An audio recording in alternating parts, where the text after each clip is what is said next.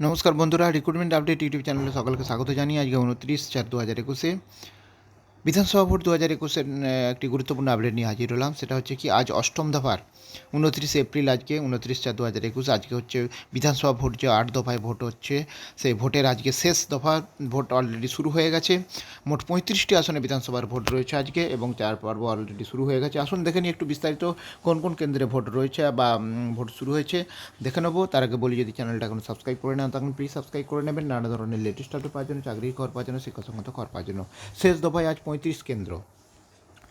লাগাম পরানো যাচ্ছে না করোনায়। চলতি ভোট পর্বের একটা দফা পেরোনোর সঙ্গে সঙ্গে বাড়ছে কোভিড উদ্বেগ, তার সঙ্গে পাল্লা দিচ্ছে দৈনিক সংক্রমণ, মৃত্যুর সংখ্যা। এরই মধ্যে বৃহস্পতিবার রাজ্যে শেষ দফায় নির্বাচন, মানে আজ ভাগ্য নির্বাচন হতে চলেছে 35টি আসনের 283 জন প্রার্থীর। আজ অষ্টম দফায় মোট 11,860টি বুথে ভোটদান করবে 84,93,255 ভোটার, যার মধ্যে পুরুষ ভোটার 43,70,693 জন, মহিলা 41,22,403 জন। 283 জন প্রার্থীর মধ্যে পুরুষ প্রার্থীর সংখ্যা 248 আর মহিলা প্রার্থী 35। অন্তিম দফার মালদহ জেলায় 6টি, মুর্শিদাবাদ 11টি, উত্তর কলকাতায় 7টি, বীরভূমে 11টি বিধানসভা কেন্দ্রে ভোট গ্রহণ হবে। 21-এর ম্যারাথন ভোট যুদ্ধে সকলের নজর অবশ্যই বীরভূমে। খেলা হবে স্লোগানের বক্তা এবং নেতা অনুব্রত মণ্ডলকে নজরবন্দি করার সিদ্ধান্তের পর এখন সকলের ফোকাস বীরভূমে, এবং অনুব্রত অবশ্য বুধবার নিজের মতো করে বীরভূমের জেলা ঘুরে বেরিয়েছেন। তবে উত্তেজনা রয়েছে মুর্শিদাবাদ জেলাতেও, প্রতি বুথেই কেন্দ্রীয় বাহিনীর জওয়ান মোতায়েন করা হয়েছে। শেষ দফার ভোট বেশ কিছু বুথকে অতি সংবেদনশীল বলে চিহ্নিত করা হয়েছে। মালদায় 2073টি বুথের মধ্যে 1,128টি বুথ, মুর্শিদাবাদে 3,796টি বুথের মধ্যে 1,825টি বুথ, বীরভূমে 3,908টি বুথের মধ্যে 1,600, উত্তর কলকাতা 2,083টি বুথের মধ্যে 808টি অতি সংবেদনশীল। ওইসব বুথে ওয়েবকাস্টিং ব্যবস্থা থাকছে। অষ্টম দফায় থাকছে 753 কোম্পানির কেন্দ্রীয় বাহিনী, তার মধ্যে বুথ পাহারাতেই থাকছে 641 কোম্পানি।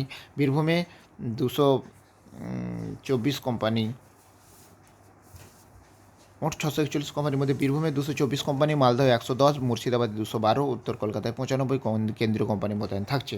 মুর্শিদাবাদ ও বীরভূমে সমান সংখ্যক বিধানসভা কেন্দ্রে ভোট হলেও বেশি সংখ্যক কেন্দ্রীয় বাহিনী মোতায়েন করা হয়েছে বীরভূমে।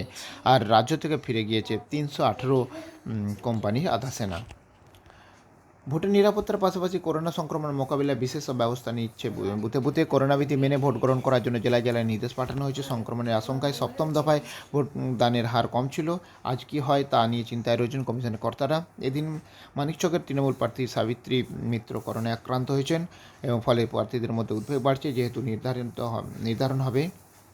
যেহেতু শেষ দফার এই ভোট বেশ কয়েকজন হেভিওয়েট প্রার্থীর ভাগ্য নির্ধারণ হবে, তাই আশঙ্কার মেঘ আরও ঘন হচ্ছে। উল্লেখযোগ্য প্রার্থীদের মধ্যে রয়েছেন মন্ত্রী সাধন পাণ্ডে, শশী পাজা, আশিস বন্দ্যোপাধ্যায়, চন্দ্রনাথ সিং প্রমুখ। আজ ভাগ্য পরীক্ষা হবে পরেশ পাল, অতীন ঘোষ, নয়না বন্দ্যোপাধ্যায়, স্বর্ণকমল সাহা, বেশ কয়েকজন পরিচিত নেতানেত্রী। টান উত্তেজনা রয়েছে বেশ কয়েকটি আসনে। মালদা, মুর্শিদাবাদের কয়েকটি কেন্দ্রে মূল লড়াই হচ্ছে তৃণমূল ও সংযুক্ত মোর্চার মধ্যে। তবে কলকাতা, বীরভূমের প্রধান প্রতিদ্বন্দ্বী তৃণমূল বিজেপি। কোনো রকম হিংসাত্মক ঘটনার সূত্রপাত যাতে না ঘটে, তাই দফায় বাড়তি বাহিনী ও প্রশাসন। আজ ভোটে নজরদারিতে থাকবে 42 জন পর্যবেক্ষক, যার মধ্যে 24 জন সাধারণ পর্যবেক্ষক, ব্যয় সংক্রান্ত পর্যবেক্ষক 9 জন ও পুলিশ পর্যবেক্ষক সংখ্যাও তাই।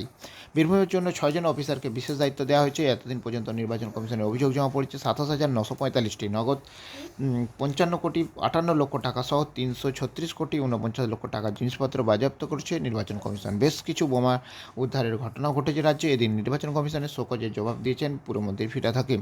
তিনি চিঠিতে লিখেছেন, ভিডিওর সত্যতা যাচাই করা হোক, এবং কবেকার ঘটনা মনে করতে পারছি না।